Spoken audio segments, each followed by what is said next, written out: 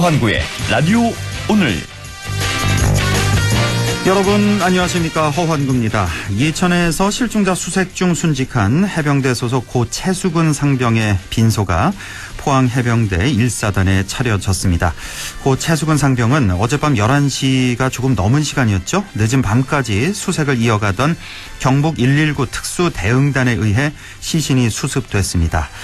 아들의 실종 소식에 구명조끼는 왜 안 입혔냐, 구명조끼가 그렇게 비싸냐고 물었던 고 최수근 상병의 부친 말씀이 자꾸만 떠오릅니다. 상륙 장갑차마저 철수시킬 정도로 거센 물살에 아무런 안전장구도 없이 맨몸으로 수색을 시키다니 무모해도 너무나 무모했습니다. 숱한 자연재해와 사고 현장에 군인이 투입되고 있지만 안전관리가 허술한 경우가 많습니다. 군인 역시 소중한 인명이요, 누군가의 소중한 자녀입니다. 고 최수근 상병의 명복을 빕니다. 7월 20일 목요일 라디오 오늘, 광고 듣고 시작합니다.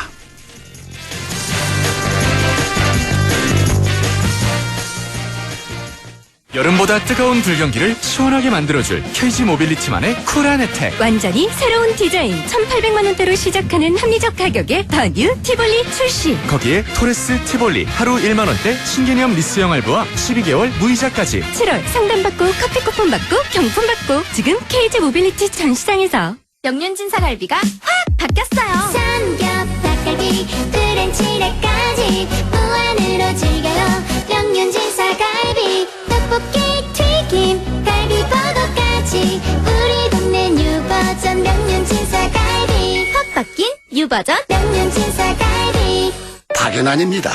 우리 나이엔 재산 물려주는 게 걱정이죠. 이럴 땐 상속을 내 뜻대로.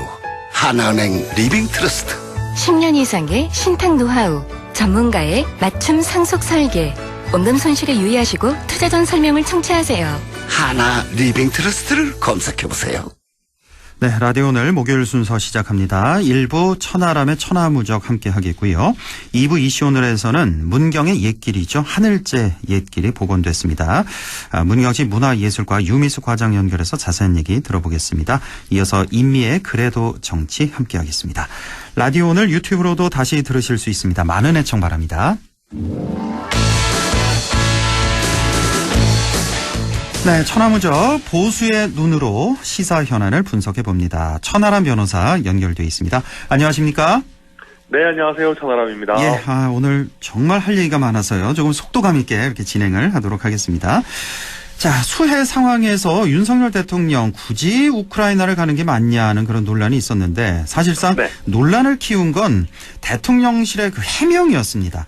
당장 대통령이 지금 서울로 뛰어간다 해도 상황 바꿀 수 있는 게 없다, 이런 발언이었는데, 마찬가지입니다. 뭐 김건희 여사 그 쇼핑 해명도 마찬가지였고, 김영환 충북지사도 비슷한 발언을 또 했습니다. 자, 이거 어떻게 보셨습니까, 이런 발언? 굉장히 부적절한 발언이죠. 그러니까 물론 현실적으로 이제 대통령께서 귀국을 하든 안 하든 그렇게 현실적인 변화가 있겠습니까만은, 네. 그래도 할 말이 있고 안 할 말이 있는 것 아니겠습니까? 그렇습니다.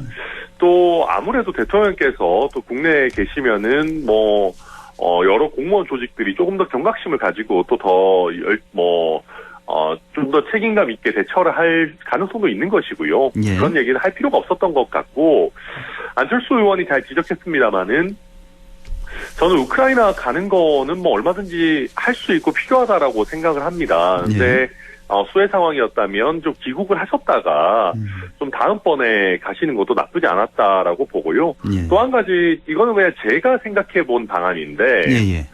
지난번에 이제 그 우크라이나의 영부인께서 이제 방한하셔가지고 우리 윤석열 대통령과 이렇게 만남도 가지시고 그런 적이 있었습니다. 예. 그런 것처럼 차라리 대통령께서는 수해 관계로 이렇게 귀국을 하시고 김건희 여사께서만 우크라이나 영부인에 대한 답방 형식으로 우크라이나에 가시는 것도 괜찮지 않았을까. 그런 면에서 좀 여러 가지로 여러 가지 좀 더 절충안들을 찾아볼 수 있지 않았을까 하는 아쉬움은 남습니다. 네.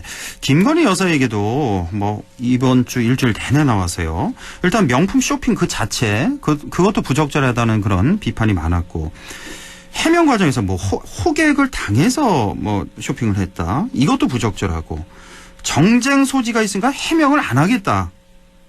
이것도 좀 부적절해 보이는데요. 자, 지금 한참 우리 국내에서는 양평 논란이 있지 않습니까? 고속도로 논란이 있을 때 꼭 이렇게까지 해야 될까? 아쉬운 점이 상당히 많죠. 저도 그거 보고 글쎄요, 뭐 양평 논란이 거리낄 게 없기 때문에 뭐 그렇게 하셨다고도 볼 수 있을 수도 있겠습니다. 뭐 이게 뭐 이거야 이제 보기에 따라 또 다를 수 있겠는데 예. 우선은 조금 이제 그 쇼핑 그 자체로만 좀 좁혀 본다면은 저는 호객행위가 있었다라는 그 해명의 부적절함은 뭐 이미 많은 분들이 말씀하신 것 같고요. 저도 이야기했습니다만은. 예. 이게 이제 뭐 호객행위가 있었을 수 있겠죠. 뭐 예를 들면 우리 가게 한번 와달라라는 얘기를 했을 수도 있겠지만은 그게 이제 우리가 통상적으로 생각하는 그런 호객행위겠습니까? 그냥 뭐 권유 정도 내지는 부탁 정도의 의미였을 것이고. 현장에서 그 명품숍 점원이 그렇게 말을 할 수가 있을까요? 16명에 둘러싸여 있는데. 그러니까요. 제 얘기는 뭐 예를 들어서 뭐 조금 저희 샵에도 와달라라는 얘기를 설령 할 수 있다 하더라도 그게 뭐 경호원까지 있는 상황에서 압박으로 느껴질 만한 그런 상황이었겠습니까? 그럼요. 이제 그렇기 때문에 저는 그런 얘기는 좀 굉장히 부적절하다고 생각하고요. 그리고 더 조금 더 거슬러 올라가가지고 쇼핑 해외 정상이나 대통령 그러니까 명부인이 오셨을 때 그 나라의 어떤 전통시장을 방문한다거나 특산물에 대한 어떤 쇼핑을 한다거나는 할 수 있을 것 같은데 아무리 리투아니아가 뭐 패션 이런 부분에 있어가지고 나름대로 그 산업 중요성이 있다 하더라도 굳이 명품을 판매하는 편집샵에 가셔야 했을까? 그러니까요. 그거는 뭐 예를 들면 리투아니아 뭐 전통 의상 이런 거면 모르겠는데 국내에서도 구입할 수 있는 품목에 대한 편집샵을 굳이 리투아니아에서 가셔야 했을까? 그거부터 저는 좀 약간 구설수에 나올 수 있는 불필요한 일정 설정이 아니었나 생각이 듭니다. 거기 이제 함께 동행한 기자들 많잖아요. 근데 왜 그 현지 취재나 뭐 사후 취재 이런 게 전혀 없는 걸까요? 아마 이제 공개하지 않은 일정이었던 것 같아요. 이제 아마 뭐 대통령 배우자의 그냥 뭐 이제 어떻게 보면 비공개 그냥 개인 일정 같은 거였을 수 있죠. 예를 들면 해외에 가서 해외 뭐 어떤 뭐 의류 산업 이런 걸 보고 싶다 하셨을 수 있는데 근데 뭐 굳이 제가 봐도 뭐 어떤 전통적인 아니면 그 나라의 특유한 것도 아닌데 할 필요가 있었을까 뭐 저로서는 사실은 이해하기는 어렵습니다. 현장에서 취재가 힘들더라도 국내 돌아와서 이렇게 논란이 되고 있는데 후속 취재가 따르는 게 당연하다는 그런 생각이 좀 있어서요. 그게 되고 있지 않아서 좀 한번 여쭤본 거였고요. 네네. 김영환 그 충북지사 오늘 또 비슷한 발언하지 않았습니까? 내가 뭐 현장에 그 오송 그 지하차도 현장에 가본들 뭐 상황이 달라졌겠냐. 왜 이렇게 자꾸 비슷한 얘기가 나오죠? 그 예전에 12구 참사했을 때 이상민 장관도 비슷한 얘기 했잖아요. 그러니까 이게 이제 실제 그럴 수도 있겠죠. 실제 단체장이나 아니면 장관이 그 자리에 있고 없고가 결과에 영향을 미칠지 안 미칠지는 모르겠습니다만은 그렇다 하더라도 굳이 이런 얘기를 할 필요가 있나 싶어요. 그러니까 특히나 지금 뭐 김영환 지사 같은 경우도 보면 뭐 그런 얘기 하더라고요. 한두 분 돌아가신 줄 알았는데 알고 보니까 좀 많이 돌아가셨더라 뭐 이런 얘기인데.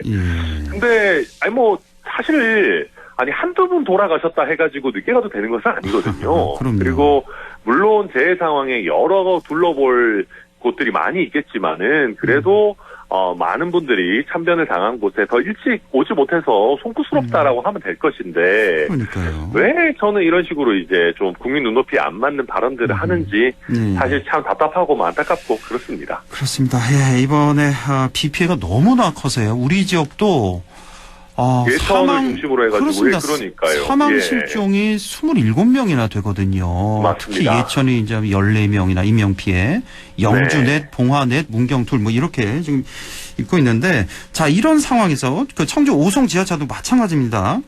이제 상황을 수습해야 될 뭐 정부 기관, 지자체, 정치권에서 너무 내탓 공방만 하고 있는 거 아니냐. 특히 그 오송 지하차도가 그런 것 같습니다. 여기 뭐 충청 북도에 문제가 있다, 뭐 청주에 있다, 행복청에 있다, 경찰이 문제 아니냐.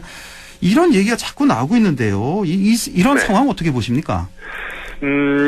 이게 지금 사실은 우스운 얘기인 게요. 예.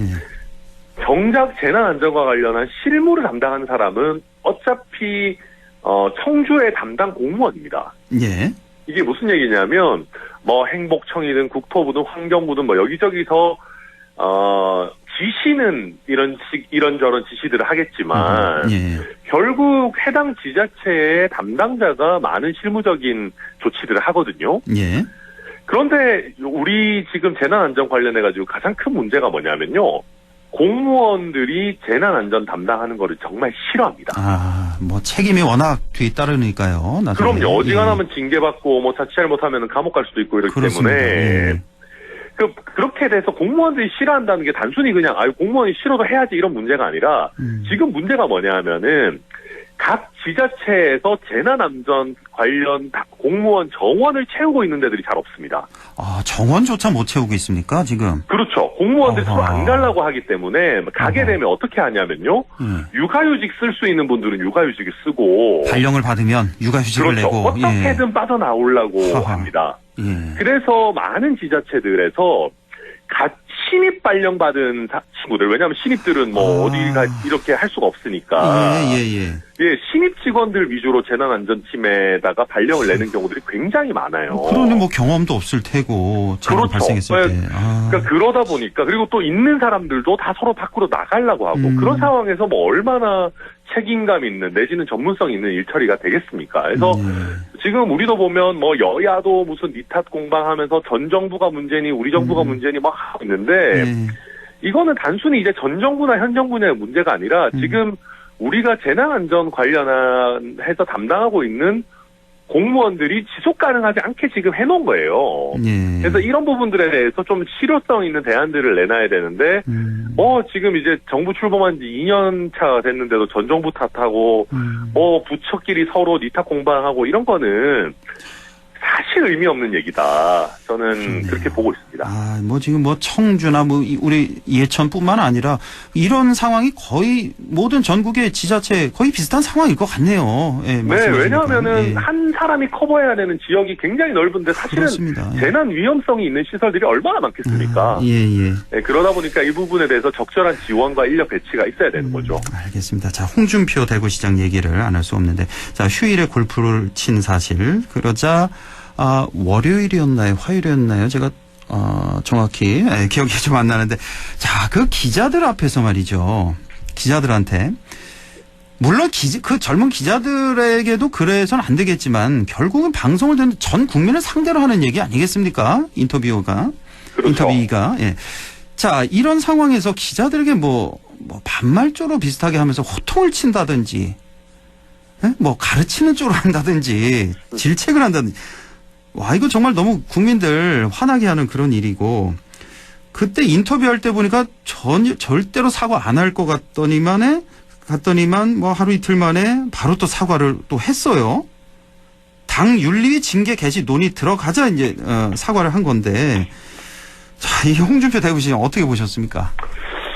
우선은 콩카콜라가 시원할 때가 있고 또 좀 그런 식으로 이제 해서 안 될 때들이 있을 텐데, 예.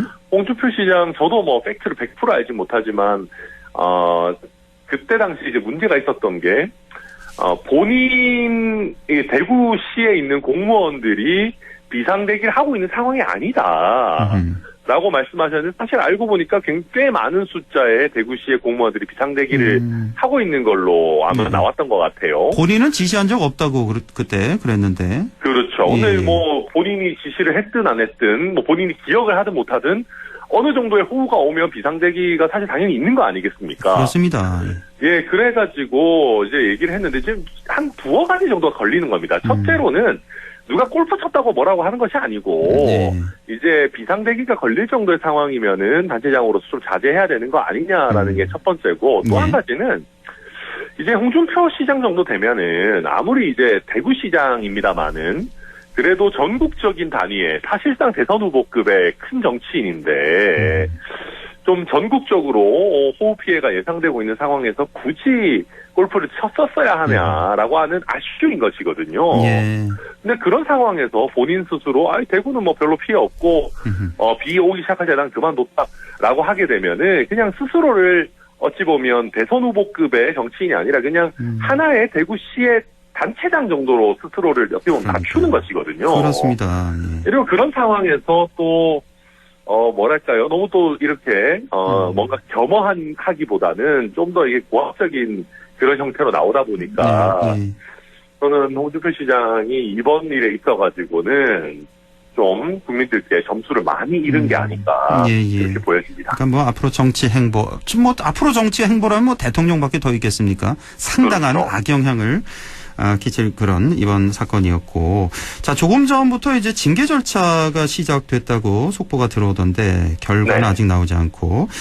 지난번에 그 이준석 대표 때문에 국민의힘 징계가 어떻게 된지 전 국민들이 자세히 알게 됐는데 경고부터 시작해서 당원권 정지, 탈당 권유, 제명 이렇게 높아지는 거잖아요. 네네. 처음에는 뭐 사과하기 전에는 제명 얘기가 계속 많이 나오던데 어느 정도로 예상할 수 있을까요? 사과까지 한 마당에. 저는 사과를 했기 때문에 뭐 중징계보다는 경징계 가능성이 좀 더 높지 않나라는 생각이 들고요. 예. 우선 저는 이제 홍준표 시장의 이런 어떤 생태가 아쉬운 거는 분명히 있다라고 생각합니다. 근데 저는 이게 매사에 윤리위가 너무 이렇게 적극적으로 하는 거에 대해서도 좀 경각심을 갖고 있거든요. 예. 저는 이제 뭐 솔직히 어떤 의미에서는 이럴 거면 우리가 당대표를 왜 뽑나, 차라리 그냥 윤리위원장을 뽑지. 그런 생각도 들어요. 그래서 그런 정도로 윤리위가 너무 적극적으로 어떻게 보면 당내의 많은 문제들을 다루기 때문에 사실은 홍준표 시장의 행동이 부적절하다면은 국민들께 비판을 받아야 되는 게 1차적인 것이지 윤리위가 또 막 이렇게 적극적으로 한다. 저는 그런 걱정이 돼요. 지난번에도 보면 김기현 대표가 그 홍준표 시장에 대해 가지고 뭐 당 상임 고문에서 해촉을 하고 또 얼마 전에 MBC 백분 토론이었나요? 천회 특집을 할 때 홍준표 시장이 뭐 윤석열 대통령에 대해 가지고 뭐 경험이나 이런 거 정치나 경제 관련한 경험 없는지 모르고 뽑았냐 뭐 이런 식의 이제 얘기를 해가지고 당에서 또 홍 시장이 부적절한 얘기 한 거 아니냐는 비판도 나오고 그랬었는데 물론 이번에 어떤 그 홍수 와중에 골프를 친 거 부적절한 행동이지만은 어찌 보면 홍준표라고 하는 당내의 유력한 정치인을 또 주저앉히는 목적으로 윤리위가 가동되는 것은 아닌가. 여튼 저는 뭐 그런 걱정도 지금 일부에서는 가지고 한번 보고 있습니다. 예, 그 결과를 좀 지켜보겠고, 김남국 의원도 이제 국회 윤리특위 오늘 그 징계 결정이 된다고 하는데 이것도 좀 지켜보도록 하겠습니다. 네. 자, 국민의힘 순천갑 당협위원장 천하람 변호사와 함께했습니다. 고맙습니다. 네, 감사합니다. 네, 라디오 오늘 2부에서 뵙겠습니다.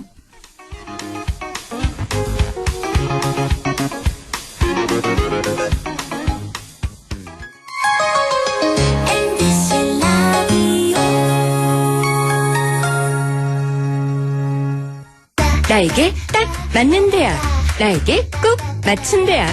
나만의 경쟁력을 원한다면 안동과학대학교로 오라. 시대에 딱 취업중심 실전학과, 학생의 꼭 현장중심 실무교육, 취업에 맞춤, 내 꿈에 맞춤. 나의 드림핏 안동과학대학교.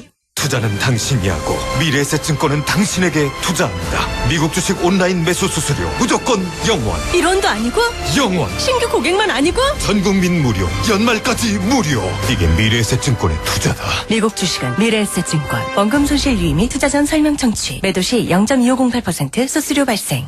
안녕하세요. 전국민 안전 캠페인 홍보대사 오나라입니다. 서두르다가 안전사고 겪은 분들 많죠?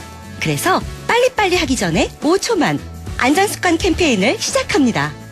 에스컬레이터로 뛰어들기 전에 5초만. 멈춘 후에 손잡이 꼭 잡고 타기. 슬금슬금 우회전하기 전에 5초만. 확실히 멈추고 주의 살피기. 이륜차 타기 전에 5초만. 헬멧 확인하고 출발하기. 빨리빨리 하기 전에 5초만 멈추면 모두의 안전이 계속됩니다. 다 함께 시작해볼까요? 나부터 5초만. 5초만. 공익광고 협의회.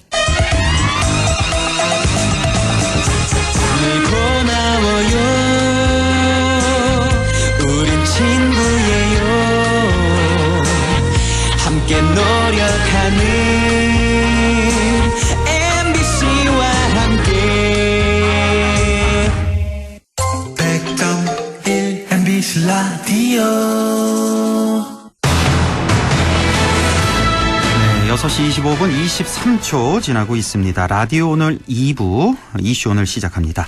문경의 유서 깊은 옛길이죠. 하늘제 옛길이 복원됐습니다. 역사적으로는 매우 의미가 깊은 길이라는데요. 문경시 문화예술과 유미숙 과장 연결해서 자세한 얘기 들어보겠습니다. 유미숙 과장님 안녕하십니까? 안녕하세요. 문경시 문화예술과장 유미숙입니다. 안녕하십니까? 수고 많으십니다. 네. 자, 오늘 본론 들어가기에 앞서서 우리 지역의 비 피해가 너무 커서요. 물론 예천, 현재까지 사망자가 14명이나 나왔고, 문경도 2명이나 사망자가 있었습니다. 예. 자, 이 밖에 혹시 지금 문화예술과에 계시니까 문경에 문화재 관련 피해는 또 없었는지 이것도 좀 궁금하고요. 좀 어떻습니까, 현황이? 저희 문경시는 강우량이 평균 380mm로 가장 많이 온 지역은 500mm가 넘는 집중호우로 인해서 인명사고도 발생을 했고요. 예. 주택과 농경지 침수, 도로 유실 등 많은 피해를 입었습니다. 그에 비해서 문화재 관련 피해는 토사 유입이나 유출, 또 사찰이 산에 있다 보니까 산사태 등의 피해가 다소 발생은 했지만 피해가 그렇게 심각하진 않고요. 현재 빠른 복구를 위해서 최선을 다하고 있습니다. 또 그리고 주말에 또 비가 많이 내린다고 해서 걱정인데요. 그렇습니다. 추가 피해가 없도록 문화재 현장에 나가서 점검을 계속하고 있습니다. 예, 하루빨리 복구와 사고 수습이 잘 마무리됐으면 좋겠고요. 네. 자, 오늘 이제 문경 하늘제 복원 소식 준비를 했는데, 자, 우선 하늘제는 어떤 곳인지 설명을 좀 부탁드립니다. 예, 하늘제는, 문경시 문경읍 간읍리에 위치한 문헌상으로는 가장 최초로 등장하는 고깃길입니다. 삼국사기 신라봉기에 의하면 아달라왕 3년인 서기 156년 4월에 계림영묘를 열었다고 기록되어 있고요. 이 계림영이 바로 지금의 하늘제입니다. 이때부터 하늘제는 군사, 교통, 물류, 문화 등의 중심으로 자리 잡았다고 합니다. 조선 초기 문경 세제길이 공식화되기 전까지는 서울에서 부산까지 가려면 반드시 이 하늘제를 넘어야 했고요. 이처럼 지리적 요충지다 보니까 하늘제에서는 전쟁이 끊이지 않았다고 합니다. 그리고 고구려 온달 장군은 목숨을 걸고 하늘자를 탈환하고 싶어서 했다고 하고요. 또 신라 만국의 한을 품고 나이태자 그리고 그 누이 득주공주가 피눈물을 멈고 이 하늘제를 넘었다고 전해지고 있습니다. 그렇군요. 그리고 또 한 가지 중요한 거 문경 도자기가 저희들 유명하잖아요. 이 도자기의 판로가 되었던 것도 바로 이 하늘제라고 합니다. 판로도 여기. 이처럼 하늘제는 수많은 역사적 사연과 이야기가 담겨 있는 곳입니다. 상당히 중요한 곳이군요. 그러니까 서기 156년에 만들어진 그러니까 군사, 교통, 물류, 문화의 중심이었다. 네, 말씀이시고 맞습니다. 온달 장군 얘기도 좀 잠깐 하셨는데 이와 관련된 또 사연도 오늘 말씀을 준비하셨는데 이거 좀 다음에 듣는 걸로 하고요. 자, 하늘제 옛길을 이제 복원하신 거잖아요. 그 배경하고 의미 좀 짚어주시죠. 제가 앞에서도 잠깐 말씀드렸는데 하늘제는 경북 문경 관음하고 충북 충주 수안보에 있는 미륵 절터까지 연결되는 고깃길인데요. 그 충주 국가는 이제 잘 보존돼 가지고 현재 국가문화재 명성으로 지정되어 있습니다. 근데 저희들 문경 구간은 옛길이 잘 남아 있지 않아서 늘 아쉬움이 많았습니다. 그래가지고 하늘제 옛길 문경 구간을 복원함으로써 문경과 충주를 잇는 하늘제 옛길을 완성하게 되었습니다. 하늘제 옛길 복원의 가장 큰 의미는 백두대간의 첫 고깃길인 하늘제가 2000년여 만에 다시 열렸다는데 이의가 있다고 말씀드릴 수가 있겠습니다. 하늘제가 그러니까 충주 수안보부터 이제 문경 관음리까지 이제 연결돼 있는 건데 길이가 한 어느 정도나 되죠? 저희들 그 복원 구간은 한 2.9km 정도 됩니다. 2.9km 꽤 길군요. 2.48 정도 됩니다. 2.48km 정도 되는. 걸어서 쭉 가려면은 그러면 한 얼마나 걸릴까? 1시간 넘겠네요. 넉넉 잡아서 그냥 중간중간 좀 쉬다가 가면 한 1시간 정도, 1시간 정도. 걸립니다. 그렇군요. 자, 하늘제 옛길 복원 지난 2019년부터 시작됐다고 들었는데요. 그간의 복원 과정은 어떻게 됐습니까? 그 하늘째 옛길 보고는 말 그대로 옛길을 찾는 것에서 이제 시작됐다고 하겠습니다. 그 하늘째 옛길 문경 구간은 현재 도로로 포장돼가 있어가지고 복원이 어렵고 그래가지고 다른 길을 모색을 했는데요. 백두대간이 지나가는 포암산에서 관음 1, 2 마을로 이어지는 약 한 2.5km 구간에 오래전부터 이제 마을 사람들이 이용하는 숲속 작은 오솔길이 있음을 확인을 하고요. 그 길을 이제 복원을 하려고 했습니다. 그러니까 2017년에 하늘째 옛길 복원 사업을 위한 타당성 용역을 시작으로 해서 주민 설명회도 하고 부지도 매입하고 그리고 또 국도비를 확보를 했습니다. 그래가지고 2021년에 5월에 공사를 착공을 해서 23년 올해 5월에 준공을 하고요. 지난 7월 8일에 하늘째 정상에서 그 안동 MBC 라디언 티링 프로그램하고 함께 저희들이 준공식을 가졌습니다. 그리고 그 지방자치단체 뉴딜 사업으로 인해서 국비 공모 사업인데요. 요거는 이제 인근 충주하고 공동으로 저희들이 이제 하늘째 이음 사업을 별도로 또 진행을 하고 있습니다. 네네. 요거는 이제 하늘째 옛길에 콘텐츠도 입히고 또 공동으로 이제 충주하고 공동으로 해가지고 뭐 하늘째 걷기 프로그램 뭐 이런 그 여러 가지 프로그램을 같이 진행을 해서 하늘째 홍보에 이제 큰 역할을 할 것이라고 기대를 하고 있습니다. 그렇군요. 예. 자, 지난 이제 2021년 5월에 착공해서 공사를 시작해서 약 한 2년 만에 지난 5월에 준공이 된 거군요. 자, 복원에는 어느 정도의 예산이 들어갔습니까? 그 복원사업 예산은 국도비를 좀 더 포함해가지고 한 57억 정도 소요됐습니다. 총 57억 정도. 예, 국도비 다 포함. 국비 좀 많이 좀 확보 좀 하시지 그러셨어요. 국비. 예, 열심히 노력했습니다. 예. 국비가 생각보다 많이 확보는 못 하셨군요. 그렇죠? 한 2억 정도고. 도비 12, 도비 절반씩. 12가 이제 절반씩. 근데 뭐 이번에 그 국비 공모 사업에 채택이 된 겁니까? 이게 지금 아까 뭐 이음 사업, 하늘째 이음 사업, 이걸 진행하고 있다. 아직 채택이 된 건 아니고요. 채택이 됐습니다. 된 겁니까? 그러면 앞으로 국비도 많이 확보하시겠네요. 그렇죠, 앞으로는. 자, 하늘째 옛길 복원으로 인한 기대 효과 어떻게 볼 수 있을까요? 그 하늘째 옛길 복원은 하늘째를 관광 자원화하고 또 나아가서 지역 경제 활성화를 위한 사업입니다. 그 하늘째 옛길은 오랜 역사의 현장이고 또 수많은 이야기가 담겨 있는 곳이기 때문에 역사의 숨결을 느끼고 힐링하고 그 많은 탐방객들이 찾을 것으로 아주 기대를 하고 있습니다. 이렇게 하다 보면 결국 지역 경제가 활성화되는 일이기도 하고요. 또한 이게 문경시하고 충주시가 아까 제가 말씀드렸듯이 하늘째 이음사업 등 공동으로 협력해서 하늘째를 활용한다면은 아마 시너지 효과가 더욱더 커질 것으로 기대를 하고 있습니다. 뭐 이렇게 된다면 문경에 그렇지 않아도 관광 명소가 많은데 이렇게 하나가 더 생기는 게 되겠군요. 네, 맞습니다. 자, 하늘째 외에 또 다른 복원이나 아니면 뭐 새로운 문화 명소 이런 건립 계획이 있습니까? 우리 지역에는 우리 문경은 구곡 문화가 많습니다. 구곡이라고 하는 거는 그 말 그대로 흘러가는 물줄기 9구비를 뜻하는데요. 이게 중국 남송대 성리학자 주의가 처음으로 이제 무의구곡을 경영하면서 이 조선의 선비들이 이를 본으로 삼아서 이제 자신의 구곡을 설정하고 경영을 했다고 합니다. 이런 이제 구곡 문화를 명소화시키기 위해서 저희들 주암정 근역개발 사업이라는 것을 계획을 하고 있는데요. 그 삼북의 서중에 위치한 주암정은 그 배 모양을 하고 있는 바위 위에 있는 아주 아름다운 정자입니다. 주암정은 구곡 중에 청대구곡, 산양구곡, 성문구곡이 지나는 아주 곳으로 빼어난 경관을 자랑하고 있고 평소에도 이곳에 가보면은 그 인생 사진을 촬영하기 위해서 요새는 많은 젊은 관광객들이 찾고 있습니다.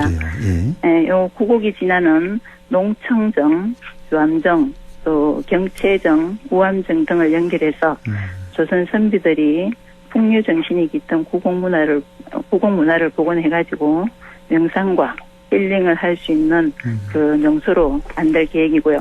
지금은 이제 현재 타당성 용역을 진행 중에 있습니다. 아, 그렇군요. 구곡문화를 더 명소화시키겠다. 그래서 네네. 주암정 권역 개발 사업을 계획하고 있다는 말씀이시고. 네네, 맞습니다. 자, 이제 마지막 질문 드려야 될 텐데, 자, 뭐 문경의 명소 뭐 너무 많아서요.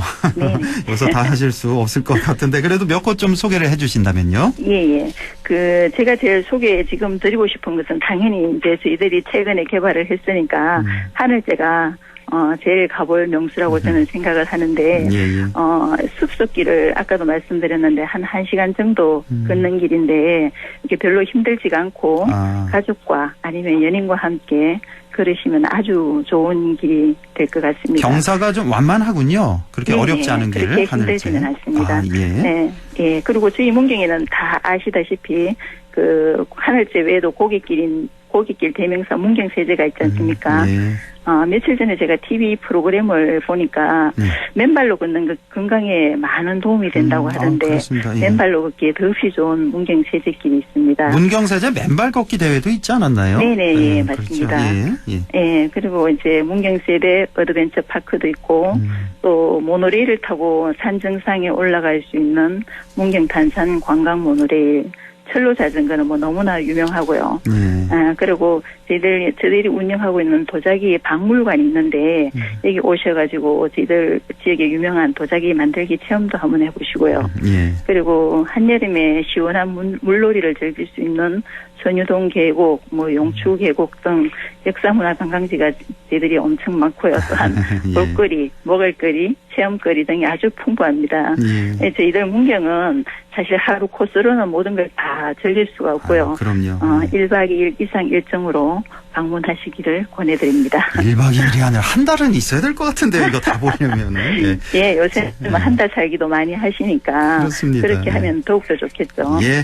자, 시간이 좀 허락지 않아서 좀 얘기 좀 더 하고 싶은데 이상 마무리하도록 하겠습니다. 문경시 문화예술과의 유미숙 과장과 함께했습니다. 과장님 고맙습니다. 예, 감사합니다.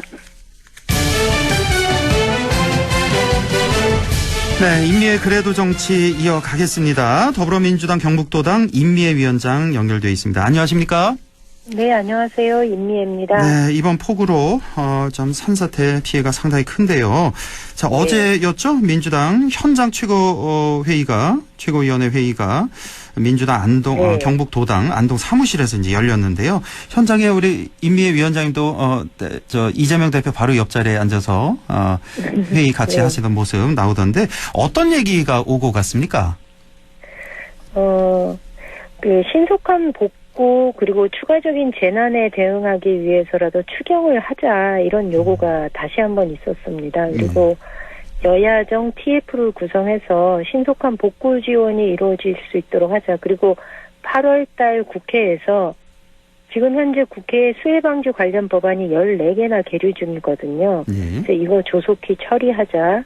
그리고 이번에 재난이 발생한 데가 주로 산사태 위험지구가 아닌 곳에서 재난이 발생했거든요. 그렇습니다.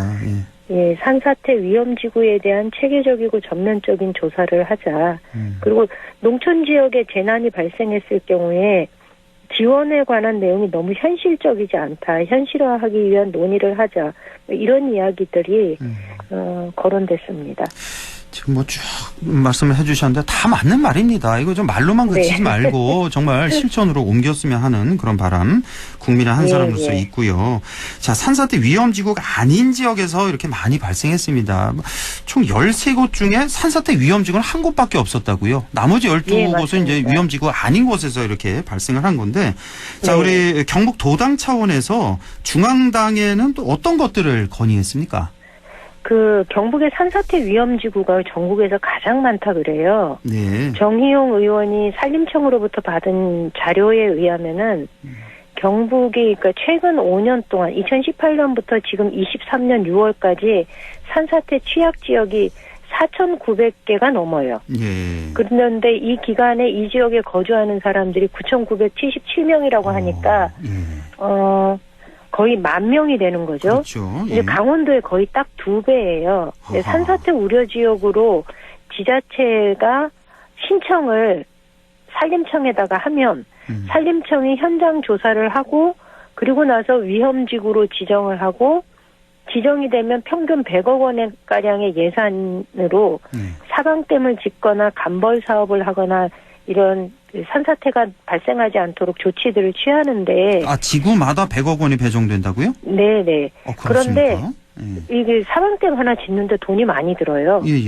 예, 그런데 이런 우려 지역으로 신청하는 지역 중에서 77%가 현장 조사도 제대로 못하고 있습니다. 거기다가 지정이 되더라도 비용 대비 효율성을 따지게 되는데요. 예를 들어서 100억을 들이는데 주민이 100명이 사느냐 아니면 주민이 10명이 사느냐 이걸 따져서 지정을 하는 방식이어서 지자체 입장에서는 사람이 많이 살고 있는 곳을 중심으로 그 산사태 우려 지역으로 신청을 할 수밖에 없는 거거든요. 그래서 내년 예산 심의할 때 실질적인 산사태 위험 지구에 대한 조사가 충분히 이루어지고 지정될 수 있도록 예산 확보에 노력해달라는 요청을 저희가 했습니다. 예, 그렇군요. 자, 정치인들 수해 현장을 방문하면 늘 하는 말이 이제 최대한 지원하겠다, 빠르게 조치하겠다, 이런 건데, 그런데 정작 피해를 당한 사람들이 느끼는 건, 너무 느리단 말이에요. 국가 지원이라든지 복구 계획 이런 거 진척이 너무 느려요. 왜 이런 일이 생기는 걸까요? 이게 특별 재난지구로 선정이 되면은요, 피해 조사를 해야 되고, 그리고 복구 계획을 세우고 이게 또 광급공사로 진행되기 때문에 입찰을 해야 되고요. 그리고 나서 공사 착수가 되어야 되니까 여기에 걸리는 과정을 축소하지 않으면 이대로 진행이 되면 최소 2-3달의 시간이 필요한 거예요. 그래서 이 절차를 간소화할 필요가 있다라는 생각이 듣고요. 그리고 거기다가 특별 재난지역으로 선포가 되면은 지자체 복구 비용 중에 50에서 최대 80% 정도를 국비로 지원을 하긴 하는데 피해 주민에 대해서는 재난지원금 그리고 국세 감면, 지방세 감면, 건강보험, 전기, 통신, 도시가스요금, 지방 난방요금 이런 것들이 감면이 돼요. 제가 인터넷에 검색을 해보니까 재난지역으로 선포되었을 때 주민들이 받을 수 있는 혜택에 대해서 쭉 열거를 해놓은 게 무려 29가지 정도가 돼요. 그런데 이렇게 혜택이 되게 많은 것 같지만은 실제 피해를 입고 재활에 이르기에는 턱없이 부족하거든요. 예를 들면 이게 농촌 지역에 현실적으로 맞지 않아요. 우리가 도시가스를 쓰는 농촌 지역도 별로 없고요. 그렇죠. 지역 난방공사가 있는 것도 아니고요. 그러니까 항목은 많은 것 같지만 실제 농촌 지역에서 재난이 발생했을 때 그 혜택을 볼 수 있는 경우도 없고 거기다가 당장 수확을 앞둔 농작물을 수확을 못하게 되고 또 그러면은 그로 인한 피해도 있지만 이번처럼 논밭이 흙이나 자갈로 뒤덮이면 이걸 복구하는 데 드는 비용도 엄청나지만 차라리 이럴 때는 안 날 것 같아요. 복구를 사실상 하는 게 불가능한 상황이에요. 그렇죠. 그러면 농민 입장에서는 생산 수단 자체를 잃어버리는 거여서 그러니까 한마디로 모든 걸 잃는 건데 도시가스 요금 깎아주고 전기요금 깎아주고 통신요금 깎아주고 이렇게 하는 것이 농가 입장에서는 아무런 의미가 없는 이 지원이 되는 거죠. 이 말씀 듣고 있으니까 너무 속이 상하네요. 지금 얼마나 지금 막막하실까. 생계수단 다 잃어버리고. 맞습니다. 거기다 이거를 국가는 보험으로 해결을 하길 바라거든요. 그러니까 공공시설이나 이런 것에 대해서는 정부가 지원을 해서 빠르게 복구를 하지만 나머지 개인이 입은 피해에 대해서는 재난지원금 정도가 지급이 되는 거고 이것도 액수가 굉장히 적어서 국민연금이나 이제 성금이 들어오면 그거를 배분하는 방식으로 재난지원금이 추가가 되는데요. 실제로 농가에서는 모든 걸 잃고 난 다음에 지원금이니까 흔히들 이렇게 아무 의미 없다 이런 얘기가 절로 나오는 거죠. 그렇군요. 아니 근데 저는 좀 의문이 가는 게 지금 정부 여당에서 이렇게 재원이 많이 필요하잖아요. 윤석열 대통령도 현장 찾아가서 최대한 지원하겠다. 너무 과하다 싶을 정도로 지원하겠다 이렇게 얘기를 하는데 그거 아무것도 모르고 하는 소리 같아요. 근데 저 이상하게 왜 민주당에서 추경 요구를 이렇게 하는지 정부 여당에서 추경 요구를 해야 되는 거 아닌지 저는 그게 좀 항상 의아하더라고요. 그러니까 이게 대통령이 이번에 나토 정상회의 갔다가 오시면서 곧바로 그 중대본 회의하고 그 다음에 나온 발언이 뭐 이권 부패 카르텔 보조금 전부 폐지해서 이걸 가지고 수해 피해 복구 지원에 쓰겠다. 이렇게 얘기하셨는데 저는 이게 말이 앞뒤가 안 맞는 거죠. 뭐 과할 정도로 지원을 하겠다라고 얘기를 하시는데 실제로 법적으로 그것이 불가능한 상황인 거고요. 이 법의 손질을 보려면은 8월 국회에서 이걸 좀 손을 봐야 되는 건데 저는 이런 게 수사할 거 있으면 수사하는 게 맞지요. 예, 이게 부정이 저질러졌으면 이거 수사해서 법적으로 처벌을 하는 게 맞지만 수해 피해 복구는 지금 당장 돈이 필요한 일이잖아요. 그렇습니다. 네. 근데 이거를 이 범죄로 인정된 보조금 삭감해서 그 돈으로 수해 피해 복구하겠다라고 얘기하는 거는 일의 순서도 틀리고 말의 앞뒤가 맞지 않는 일이죠. 솔직히 국민의 한 사람으로서 국민 대다수를 잠재적인 범죄자 취급하는 듯한 이런 발언이 굉장히 좀 불쾌하다라는 생각이 좀 듭니다. 예, 이 이권 부패 카르텔 이건 뭐 보조금 폐지 글쎄요 뭐 찬성하는 분들도 많이 계시겠죠. 근데 이 수해 참사 이 시기에 꼭 하실 말인가? 그거하고 이거를 연결을 해서는 안 되는 거죠. 그것도 있고 예. 네. 이권 부패 카르텔하면 우리 국민들 어떤 카르텔부터 제일 먼저 생각나죠? 법적 카르텔 아닙니까? 예, 검찰 그렇죠. 카르텔. 예. 그리고 또 뭐 토건 비리, 토건 카르텔 이런 거부터 생각나는데. 그러니까 그거는 수사해야지요. 그렇죠. 그렇죠. 그러니까 뭐 우리가 말씀하신 것처럼 이권 카르텔 그러면 뭐가 제일 먼저 생각나냐? 아마 국민의 막 80~90%는 법조 카르텔일걸요. 검사 출신이면 50억 원 뇌물 받아도 무죄 선고해주고 성매매를 해도 검사 출신이면 온 국민이 알아보는 동영상 보고도 얼굴 확인이 안 된다. 수사 안 하고. 그래서 저는 국민들이 어떻게 생각하고 있는지에 대해서는 전혀 공감하지 못한 대통령의 발언이 아닌가 이런 생각 듭니다. 그리고 저는 자유총연맹 같은 단체에 지급되는 보조금이 어마어마하거든요. 이게 실제로 박근혜 대통령 때 수백억 대죠 여기가. 예. 100억 원가량의 한 해 예산이 지원이 됐었어요. 100억 그 원 당시에 정도입니까? 그 위안부 할머니들 그러니까 법원에서 판결 난 게 10억 엔이었거든요. 보상이. 그러면 이게 한 해 자유총연맹에 들어가는 보조금하고 맞먹는 액수였단 말이에요. 그러다가 이게 문제가 돼서 문재인 정부 때 반 정도 깎였는데 경북만 해도 자유총연맹에 지급되는 보조금이 5억 5천이에요. 그런데 이 돈이 어디 쓰이는지 사실 국민들 대다수가 매우 궁금할 거다. 그런데 이 문제에 대해서는 이야기하지 않는 거죠. 그래서 저는 이 이권 카르텔 문제 있다면 이거 조사하는 것에 대해서 전적으로 동의합니다. 그리고 이 부분에 있어서는 성역이 없어야 되는 거죠. 그리고 국민들을 범죄 집단 취급하지 말고 지금 우리가 당장 해야 되는 거는 수해 피해 복구니 그것과 관련해서는 추경을 하든 예비비를 집행을 하든 지금 당장 돈을 풀어라라는 얘기를 좀 하고 싶습니다. 예. 자, 이번 수해를 두고 뭐 좀 온 국민을 비통한데 몇몇 정치인의 행동과 발언은 오히려 국민의 화를 부르는 것 같습니다. 몇몇 정치인 너무 많아서 지금 생각나는 인물 너무 많은데 누구 얘기부터 해볼까요? 홍준표 시장? 가까이 사니까. 지금 어떻게 되고 있나요? 지금 징계 절차 들어갔다고 하던데. 예, 뭐 논의한다고 하는데 아직 결정은 안 된 것 같고요. 예, 뭐 김영환 충북지사도 뭐 오송 지하차도 참사 늑장 대응과 관련해서 뭐 거기 일찍 갔다고 해도 상황이 바뀌는 거 아니다. 이 얘기 똑같은 얘기를 했죠. 이번에 대통령실에서. 대통령실에서 똑같은 얘기 나왔고 이번에 김영환 충북지사 나왔고 지난 12구 참사 때 이상민 장관 똑같은 얘기를 했습니다. 예. 그러니까 이게 거기다가 이번에 뭐 김기현 당대표가 청양군 수해 현장 방문했을 때 정진석 의원이 주민들한테 박수 유도하는 거. 그렇습니다. 예. 네. 그것도 있고. 전 이런 일들 보면서 이 사람들 이렇게 막 나가도 되나? 왜 이러지? 이런 생각을 좀 많이 했어요.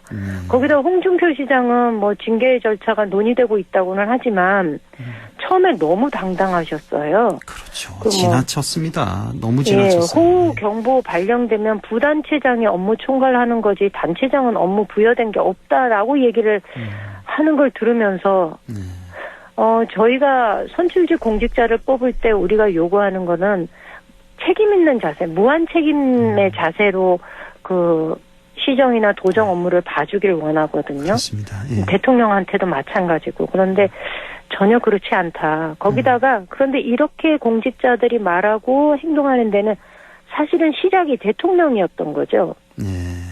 이게 지난 8월 달에 작년 8월에 수도권하고 중부지방 휩쓸고 간 집중호우 때 그러셨잖아요. 예. 내가 퇴근하면서 보니까 이미 침수가 시작되고 있더라. 예. 그리고 대통령이 자택에서 이 대응과 관련된 지시를 하면서 이게 문제가 됐었는데 전체적으로 저는 공직사회 기강이 흐트러졌고 또 지난 정부에서 했던 정책 사업들이 상당 부분 어떤 부패 혐의가 있다라는 걸로 수사가 시작이 되면서 공무원들이 전체적으로 복지부동하고 있구나라는 생각이 좀 듭니다. 그래서 이제 공직사회를 끌고 결국은 대통령이 일을 해야 되는데 이렇게 되면 대통령의 손발이 마비된 상황이라고 볼 수밖에 없다. 그렇죠. 그렇게 되면 결국 국민들만 불쌍한 거 아닌가라는 생각이 듭니다. 이게 아직 임기가 1년밖에 지나지 않은 상황에 공직사회 복지부동이 오면 이게 어떻게 나머지 4년을 끌고 가실 계획인가? 이 나라를 어떻게 끌고 가시려고 이러시지? 이런 생각이 좀 드는 거죠. 좀 걱정이 많이 됩니다. 아이고, 예, 한 1분 남았는데요. 네. 민주당의 불체포 특권 조건부 결의한 거 있잖아요. 뭐 정당한 영장 청구 때만 이게 불체포 특권 포기하겠다. 네. 자, 우리 임미애 위원장님이 이거 어떻게 보셨습니까? 저는 1분이요, 지난번에도 1분. 예. 말씀드렸는데 예. 불체포 특권이 아니라 이거는 집행부, 그러니까 행정기관의 무도함에 맞서는 입법기관의 유일한 자구책이거든요. 네. 그래서 저는 이것을 특권이라고 보지 않고 입법기관이 역사 속에서 얻어낸 자신들을 지키기 위한 권한이다라는 생각을 합니다. 그래서 불체포권을 내려놔야 된다라고 혁신위에서 얘기한 것이 과연 이게 뜻은 알겠으나 이것이 혁신과제 1호로 제안이 될 정도로 시급한 문제였던가라는 데는 시의성의 문제 제기를 할 수밖에 없고요. 그럼에도 불구하고 혁신위가 내놓은 것을 안 받을 수는 없잖아요. 그렇죠. 받으려면 받아야죠, 그냥. 예, 알겠습니다. 이제 임미애 전체적으로 의원님. 동의하지는 않으나 조건부 동의라는 게 이게 얼마나 국민들 볼 때는 어정쩡한 거였는지 그런 생각이 좀 알겠습니다. 들고요. 저는 혁신위가 이것을 1호의 혁신과제로 내세운 것에 대해서는 동의하지 않습니다. 잘못된 의제 선정이었다 이렇게 보고 있습니다. 예, 임미애 경북도당 위원장의 생각이었습니다. 오늘 말씀 잘 들었습니다. 고맙습니다. 예, 감사합니다.